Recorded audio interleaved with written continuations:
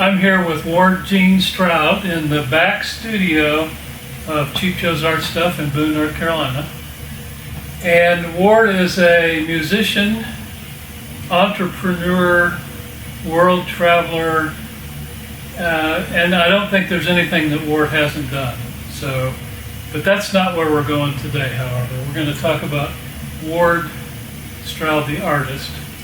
And also, Ward has become known as Mr. Brusho, or the Brusho Man. So we're going to talk about art, and then we're going to kind of pull out the Brusho part, and we're going to talk about your class this week and your goals for. So Ward is a rising star in the art world, and I know that he's been in a few magazines. I had Ward in the Palette magazine where he did a little demo, and his students have left this week. This is Friday, so you've been here a whole 5 days. His students left, and they're all, I think they even gave you presents. That's how impressed they were with their week. So Ward will be back in 2020, so we can talk about that later, and might be back even sooner if we get lots of calls and letters and cards and everything. So Ward, welcome to Cheap Joe's. I know you've been here for a week. You've done all these videos. We'll talk about where you can find the videos. So let's just jump right into it. And what is the big deal about Brusho? Well, first of all, before we get into that, you said you mentioned the music and the dancing and the photography and all the things I've done in my life, and you said, but we're going to talk about art. But I honestly believe that it's all one thing. It's all okay. It really is. Matter of fact, I always say if they hook it up to one of those machines that shows what part of the brain lights up with certain activities, I'm convinced when you're painting or playing music or reading poetry, whatever it is that you do that's your thing, that same part of the brain lights up. And so, I talk to people all the time and say, oh yeah, I've always wanted to paint, but I just can't do it. I mean, I can't draw a stick figure. And each person has their own individual experiences, and that's what makes their art unique. I can go through class and I can pick out the architects. Not always, I mean, there are exceptions to that rule. But, hey, if you're a bricklayer, when you start painting, you're going to paint in a way that bricklayers have that experience, and it's going to be unique and beautiful. So I have been very blessed in my life to have had exposure to a lot of different art forms, but it all feels the same to me. Figure skating is the same thing as laying down a beautiful wash, or the curve of a woman's hip, or the undulating hillside. It all is the same thing. Well, I think one of your students summed it up. I mean, you could be a life coach too, as well. So what you're doing is you're bringing all of life's experiences into a kind of a circle and say it's all connected somehow. Yeah, we really are a culmination of all of our experiences. Yeah, in the most, and art is just a manifestation of that. And thank goodness, whatever stars and planets lined up, I got the opportunity to be here, and for that I'm forever grateful. So most of our people fly to Boone. Ward came out in the Paintmobile, which is what's the brand? It's a Winnebago. Mini Winnebago. Winnebago, and brought all his instruments and all this stuff. And we haven't got to play yet, but I think next Friday we're going to have a big jam. But anyway, so what? Yeah. So having said all that, what's the big deal about Brusho? And then we'll talk about some of the paintings. And is Brusho art, or is it just a part of a technique, or what? Oh yeah, we'll have some fun things to share about that. As far as the Paintmobile goes, that I left Oregon about 9 months ago, and this journey has just kind of organically grown. And it was originally just going to be on the West Coast, and then I just kept moving farther and farther towards the east. And at one point I thought, you know what, I'm just going to go on a one-man goodwill tour across the whole United States. The Watercolor Artist magazine came out, an earlier palette. I've got this wonderful opportunity in France with a big art magazine there, and they are just enamored. they're just captivated by the thought of an artist going across the Wild West in a Winnebago painting as they go. So they love the paintmobile. And at one point I thought, I'm just going to go all the way and I'm going to drive to Boone. And on top of that, I had all this musical equipment with me. I didn't want to put it on a plane. Right. And I had family along the way that I wanted to see. But for the most part, the really big thing is right now I have this wonderful momentum going. And I thought, I'm not going to wait for this opportunity to come to me. I'm going to just go out there after it. And I have literally stopped in every community along the way and met with the watercolor societies and the different painting groups. Sometimes we get 3 people together, I'll do a demo, we'll all sit and paint. But I'm just making friends everywhere I go and just spreading the love of brush show and art and making, life is really about the relationships that you have with people too. Right. And that's a huge part of this. So being able to make these connections as I went across the United States, and I still have to go all the way back again. Right. So I'm only halfway done with this journey, and it's been transformative. Yeah. In terms of relationships, you had mentioned something about your class and how they seem to. I mean, you can watch DVDs, you can do YouTube stuff, but what about the class? Did they gelled or what? I mean, what about this class? And maybe it's always like this. I don't know. I have to admit, I've taught smaller workshops. I love my OSA, the Oregon Society of Artists in Portland. That's where I learned to teach. That's where I got my teaching chops. But this group, and maybe it's because brush show is kind of new and it's kind of a maverick thing, and it just drew a certain kind of person. But this group was just extraordinary. I mean, we were hugging and laughing and crying and saying goodbye. And this is like 10 minutes ago, so you guys are getting me raw right now. Because I've really just been through one of the most extraordinary, I'm going to cry, experiences of my life. Really. No, we're not talking about millennials here. We're talking about, what are the baby boomers? Would that be what they are? Yeah, well, am I a baby boomer? They're warriors, though. They were fearless. Anything I asked them to do in this class, they went for it. And hopefully we can post up some of the photographs of some of the things that we did. We had a blast. I think that's part of what you're doing too. Is Ward has a big presence on Facebook, and bringing in that community and letting people know about what you're doing, where you're going, and there was one lady that said she doesn't like Facebook, but because of what Ward's doing on Facebook, she's going to sign up. So we're not promoting Facebook, but we're saying that the interactivity of that whole is there's a momentum that's building, and you're a part of that momentum, and I think that's what you did in your class. If I could be so, whatever, you tried to help people push them forward, get their momentum going. Some of them may have been already 30 miles an hour. Right. But you want them to be 50, 55, at least go the speed limit, right? It became very organic in that they started helping each other. And people with less experience, I mean, they were just right up there at the end. They were just putting out some of the best stuff, too. And I have to say, and I want to say this clearly, I am an emerging artist, and this is my first national workshop. And to start out at Cheap Joe's it's beyond incredible. For you and this amazing company to take a chance on an unknown instructor and give me this opportunity, I'll be forever grateful, and I couldn't be more appreciative.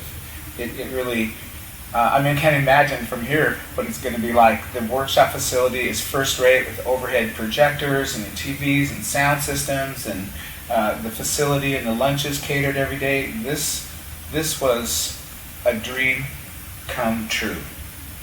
And it's stuff that we all take for granted, I guess. So, having said all that, let's talk about brush show. Bear in mind that maybe some of our audience doesn't have a long attention span. Okay. So, here's the story of my life. What is brush show? Yeah. So, brush show is an ink and dye based crystal powdered watercolor. It is a water media. It comes in 35 different colors. Each of the colors have multiple colors mixed in them. They're they're names that you would recognize, like alizarin crimson, yellow ochre, ultramarine blue. And you can use Brusho the same way you would use any watercolors. You can put dry into wet, wet into dry. You can paint wet into wet by getting little pots or containers and putting the powdered crystals in it, adding water and turning it into a liquid paint, and just paint with it that way. It's an extraordinary and fun. As a matter of fact, just because when we were going to do some interview, I asked my students before they left if they would give me a couple of thoughts. I said to my class, why Brusho? Because you said, right, I'm going to ask you why Brusho. So I asked my class, why Brusho? And each one of them, and they gave me some interesting answers. One said fun, because it's stimulating. Okay. They thought it was innovative. They say it makes my paintings come alive. The most common word that was used several times was magical. It's because it's unique. And then one of our more, certainly gallery level painters, and he was a total treat, said, you haven't experienced painting. You haven't experienced painting until you've tried it. Okay. And so when I first came across Brusho, I went to a demo at the OSA, and the owner of the local art store had small art store, just come back from a trade show, and he was showing all these new things, like here's what's new, kind of a Thursday night, everybody just drop in. And when he's showing a bunch of different things, anyway, I get long-winded, but when he took out the Brusho, he sprayed some water, and he dropped these particles into the water, and the colors just exploded, and my whole world just spun around. And there were probably 40 other people at that demo that night, and I was looking around like I couldn't understand why people were just rushing up there. I could just see all this instantly, and I was the first person the next morning. When that store opened, I was at their door, and I bought every color, and I've never looked back since. So the question I asked this morning was, does Brusho replace art? And no, it doesn't replace art, but it adds to the... So let's kind of... What part of this is Brusho? Is it all Brusho? This is one of your demos, right? I liken this to, like in medicine, and not to be controversial, but you don't just go to only chiropractors, you don't just go to only doctors. Right. There's room for both. There's a time for both. So there's a time to use two paints, and there's time to use pastels and oils and acrylics and all that, and there's time to use Brusho. So if you notice these little color explosions here, these particles, these little dots, that's the Brusho powder. They're kind of spread out and add some... Mm-hmm. And we've just filmed a whole series of videos for Cheap Joe's that you can access that has all this start to finish on it. So here's the stems here are done with traditional tube paints. This is all tube paint. And then here's the reinforcement here. This was all done with Brusho. I'm sorry, with the tube paint. The Brusho is the explosive parts. So I like to mix the two. 99% of the time I will use both kind of paint, not just Brusho or not just the other. Having been there, where did this image come from? So this particular image, I have a friend, a very dear friend, Danny. This is for you, Danny. She's always taunting me to paint her flowers. She posts these beautiful flowers. Danny with an D-A-N-N-Y. Yeah, oh, Danny. Okay. She's always taunting me on Facebook to paint. She posts these beautiful flower pictures. And one day she posted this one, and I was telling her, you're always teasing me. I finally said, that's the one I want to paint. Right. And she has generously given me permission to teach this and to use this image. And I've painted this. It's called a Jurassic Park in real life, iris. And these are very close to its actual colors. Okay. Yeah. So that's one of the images that you used during the week. Here's another, which I guess it goes this way. Oh, so one day sitting in the garden, this little guy came flitting through, and I actually said, would you mind sitting there 1 minute? I'm going to get my camera. And my friend said, oh, you're kidding me. That butterfly's never going to stay here. I went and got my camera, I came back, I took several pictures, he flew around, he landed, he posed in all different kind of wonderful ways. And so in painting this, what I wanted to show is, a lot of times painting a full background of foliage can be very daunting. I've got a very simple technique, and again, there are some Cheap Joe videos that we just shot doing this, and you can see how I did this, but I used the Brusho to create this beautiful foliage and these flowers in like minutes, and it's a wonderful effect. So technically, that's not necessarily the way you paint all the time, right? Yeah, I don't want to have a way I paint yet. I'm still trying to figure this all out, and I want to keep innovating. Look at at the hermit crab. The hermit crab. is filled out more. That's all I'm saying. It's got a background and it's got all. So you spend a little more time, kind of, on the concept of the hermit crab. Kind of basic format, same format though, in that the shell and the sand are all.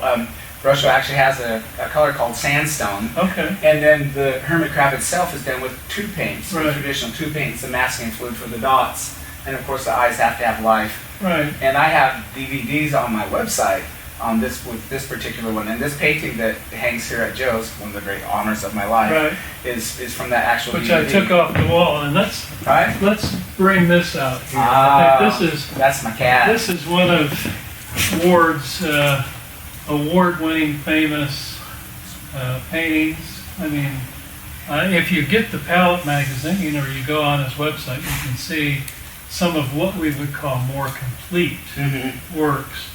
And you seem to have an affinity toward animals. I do love so the animals four-legged, the winged ones and the finned ones. And this is the only animal you brought, I think, this week.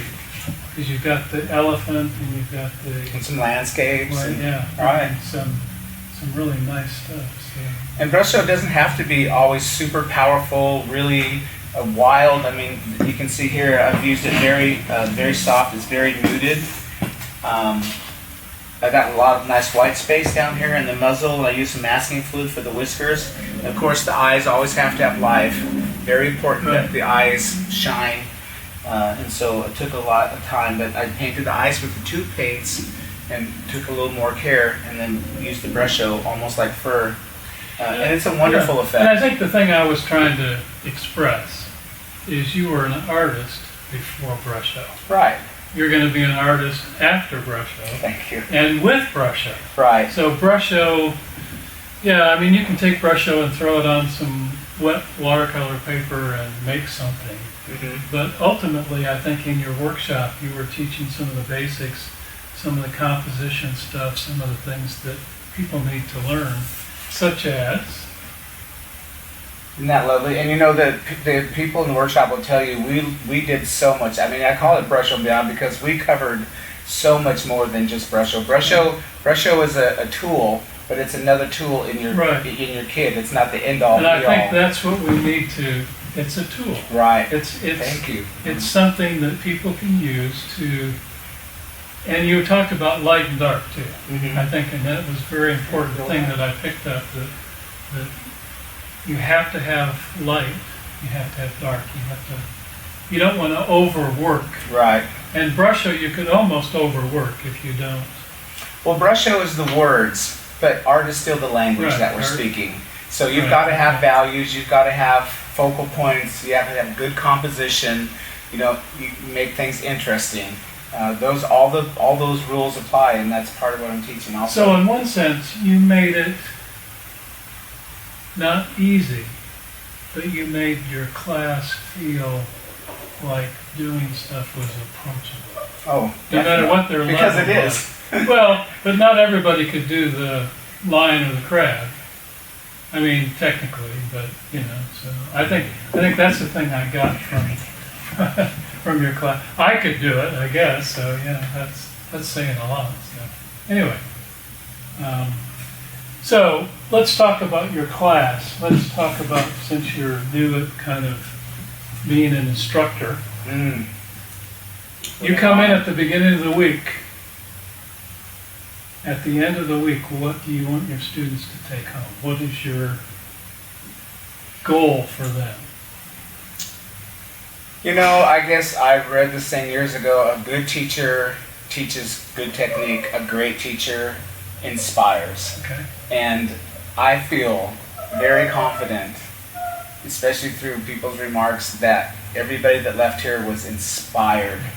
They were feeling great about themselves. They knew that they were capable, that they had all the tools and they have all the heart and all the love to go out and create the kind of art that they want to. And really looking forward to staying in touch with them and seeing where all this leads to. Because they're going to take, the Brusho, after a couple weeks after the workshop's over, it'll incorporate into what they do, but they'll go back to doing what they also do. And it'll be fun to see how they make this their own. And I can't think of a greater privilege than being part of that process. Well, it's an interesting thing to think about the beginning of your journey, because some of the artists we have here at Chief Joe's are doing 25 workshops a year. Yeah. Some are kind of going, okay, I'm doing too much, I'm going to start painting again. Mm-hmm. I've always asked them, the balance between instructing and painting. But you haven't reached that point Yeah, where, I don't know about that where yet. the instruction is taking away from your ability to paint. Because as Ward came out from Oregon. Seattle, Oregon, Airport. to Boone, you posted paintings along the way. Some of those paintings, they're on his Facebook. I don't know where else they are, but some of them are just pretty amazing. Thank you. Some of the landscapes that you're doing, the places that you saw, and I think that's part of, we can kind of live vicariously through Ward and kind of, not that that's totally recommended, but if it inspires join. you, right? Come on, join me. Join the crowd, yeah. I So don't you know. get a caravan going back to Oregon, right? All I know is, every night I've gone home after the workshop, and I find myself, I fall asleep at the kitchen table. I'm just too tired to even get up and go and get into bed. I mean, it's just been so much energy, but it's a good kind of tired. And as long as the good Lord lets me keep going, I'm going to keep teaching and painting my heart out for everybody. And I think that's probably, I think we've probably covered it all. I mean, I have interviewed some of the top artists in their field, and I think that every instructor has a different way of imparting things to the students. And I've come to the conclusion that instructors that can inspire and get those students to go home and paint more than they did before they came, that's a successful workshop. I think it's so Ward will be back here in 2020 or before if the cards and letters keep pouring in. I think the 2019 schedule is pretty. Yeah. However, if someone backs out or something happens, I may need to rest up for a whole year. You may need to rest up for a whole year. So. Back here again. So, and then, how do they find out about your art? Is it? We'll have a website. It's artofward.com. ARTOFWARD.com. Artofward.com, and you can always reach me there or friend me on Facebook because. Again, it's all about relationships, and I'd love to make friends. If you have opportunities for workshops or groups in your area, please let me know. I'd love to come and meet you and paint with every single one of you.